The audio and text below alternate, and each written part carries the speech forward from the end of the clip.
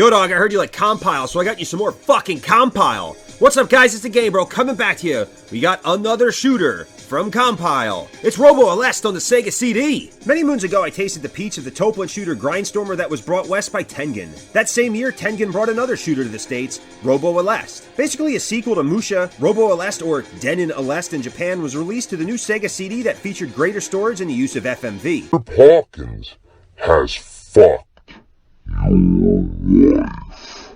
But hopefully the Game Bro doesn't go the way of Dana Plato just yet, so let's make the most of the next year and get after it. At first glance, you pick up Robo Elast and notice the cover art and you're like, damn girl, is that ass a school? Because I want to shoot some kids in it. Pop it in, get started. Developed by Compile, it's so fucking Compile, it's published by Tengen. This single-player, vertically scrolling shooter was released in Japan November 27th, 1992 and August of 1993 in the States, featuring 11 stages. Now for a plot, you take control of the Aleste armor in feudal Japan or some shit, but here's Arnold for some story time instead.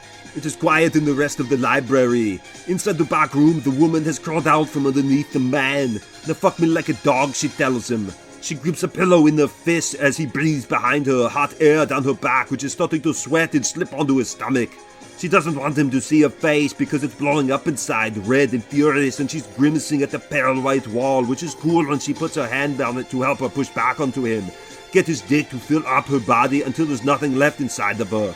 Just dick. Fucking seamless. Let's check out the mech. Piloting the Aleste armor, your main shot and sub-weapons for Musha reprise their role but are more powerful.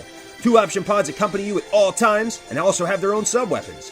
Collecting small chips power up the main weapon up to 4 times, as well as one of 4 sub-weapons able to be powered up 4 times, 4 times, 4 times, 4 times, collecting spheres from friendly ships, and don't OD as hard as Plato when you die, only dropping 1 level. Controls are pretty good, pretty tight, and your cock slides in as easy as Musha. Movement's pretty quick, but you gotta be careful of that cheap death moving around the screen too fast. Visually it's nearly identical to Musha, but with no flickering or slowdown. Towards the final levels, things get pornographic with animated effects on the final bosses and some FMV, oh shit, Chip Hawkins. Effects that on a 16-bit console are fucking impressive, but maybe start with that. Pacing is more ketamine to the nose beer Musha, but maybe that's just the endless foreplay of the levels. Yeah, they drag on, and although you get a plethora of scenery, it's nothing new from Compile. Maybe twist your tongue, put a finger in, do fucking something to switch it up. It takes about an hour to complete, which is way too fucking long. Difficulty is also a mixed bag as it starts off pretty easy, but gets its period and is out to fucking kill you.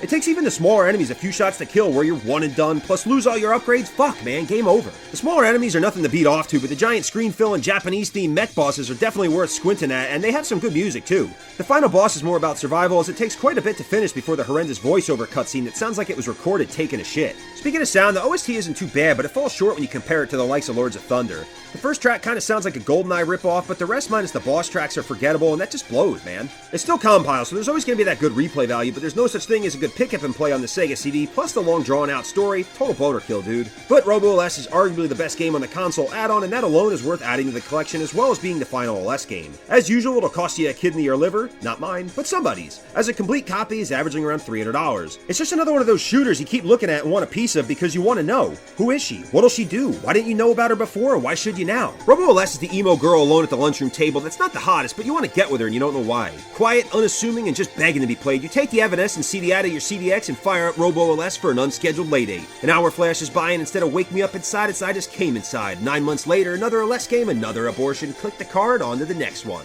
Shit, for the ketamine of reviews, that went by pretty fast. Anyway guys, hope you liked the vid. Be sure to like, comment, share, subscribe, hit that fucking bell button. For them notifications, be sure to check out my YouTube shorts as well. Got a condo reserved at the Uterus across the street. Remember to cheat on your games, not your girls. I've been the Game Bro, and I am out.